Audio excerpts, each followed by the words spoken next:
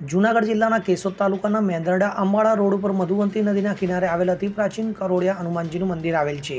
આ પંચવટી ધામ આશ્રમના મહંત પૂજ્ય શ્રી કૃષ્ણાદાસ માતાજી ગુરુ શ્રી અવધ બિહારીદાસજી દ્વારા શ્રાવણ માસના પવિત્ર તહેવારમાં વિવિધ ધાર્મિક ઉત્સવ કાર્યક્રમનું આયોજન કરવામાં આવે છે, જ્યાં ભજન, ભોજન અને ભક્તિનો ત્રિવેણી સંગમ જોવા મળે છે. તો પૂજ્ય કૃષ્ણાદાસ માતાજી દ્વારા શ્રીમદ ભાગવત કથા, રામકથા તેમજ શ્રીમદ દેવી ભાગવત કથા અને શિવ મહાપુરાણ કથા પોતાના વ્યાસ શાસ્ત્રની વક્તા તરીકે લોક કલ્યાણ અર્થે બિરાજીને જ્ઞાની યજ્ઞમાં આહુતિ આપી રહ્યા છે. તો આશ્રમ મધુવંતી નદીના કિનારે આવેલ હોવાને લઈ વર્ષા ઋતુમાં આ વિસ્તારની પ્રકૃતિ સોળે કળાએ ખીલી રહી છે, ત્યારે પશુ પક્ષીઓનો કલરવ અને માનવ ખલેલ વગર નિરવની પ્રફુલ્લિત વાતાવરણ અને મનને આનંદિત કરે તેવું સુંદર અને રમણીય સ્થળ પંચવટી કરોડિયા હનુમાનજીનું પૌરાણિક ધામ મેંદરડાના આ પવિત્ર આશ્રમને એકવાર દર્શન કરવા જેવું એ જીવનની ઘડી ધન્ય સમાન બની રહે તેમ છે.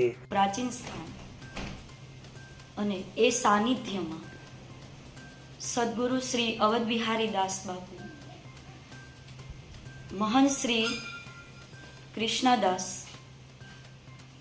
વિશેષ સદગુરુની અનુકૃપાથી, સદગુરુની અતિરિક્ત કૃપાથી આ દિવ્ય સ્થાનમાં ઘણા જ એવા પવિત્ર સત્કર્મો થઈ ચૂક્યા છે અને હાલમાં પણ સાધુ પુષ્ટમ સાધવો વસ્ત્રે લોકહિતકારકમ.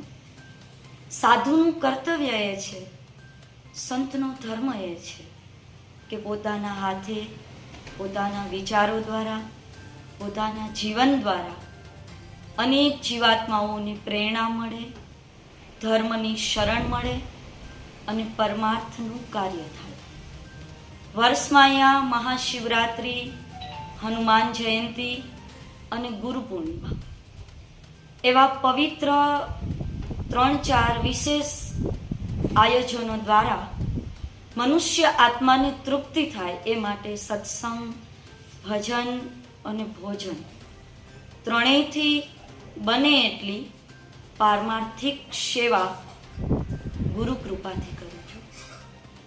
2023માં આ પંચવટી ધામ આશ્રમમાં એક વિશેષ ગુજરાતમાં ત્રીજો સહસ્ત્ર ચંડી મહાયજ્ઞ, 108 કુંડીય સહસ્ત્ર ચંડી મહાયજ્ઞ, 125 બ્રહ્મ દેવતાઓ મુખેથી એવા વિશેષ મંત્રો ઉચ્ચાર થયા કે જે મંત્ર ઉચ્ચારથી પૂરું પ્રકૃતિથી, સૌંદર્યથી ભરેલું જે વાતાવરણ છે એ ઈશ્વરીય નાદથી એટલું બધું સુશોભિત અને ગુંજી ઉઠ્યું કે પૂરા વાતાવરણમાં એ મંત્રો ઉચ્ચારથી એક બ્રહ્મ શક્તિનો પ્રાદુર્ભાવ થયો.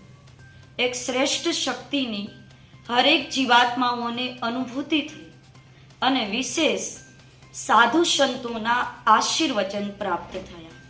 2023માં એ જ દિવસે હનુમાન જયંતિનો પવિત્ર દિવસ અને સાધુ સંતો દ્વારા મારી ચાદર વિધિ પણ કરવામાં આવી.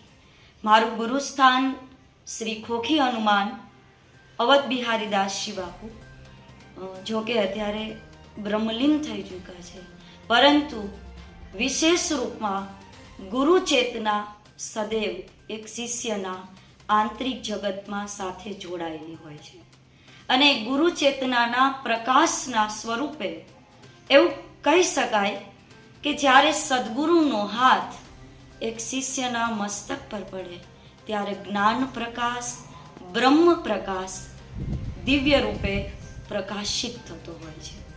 ગુરુ કૃપાના આશીર્વાદ રૂપે શિવ મહાપુરાણ, શ્રી રામ કથા, શ્રીમદ ભાગવત કથા અને દેવી ભાગવત કથાનું રસપાન વ્યાસપીઠ પર બેસીને પ્રભુ કૃપાથી જે કંઈ પરમાત્માની પ્રેરણા પ્રાપ્ત થઈ છે એ.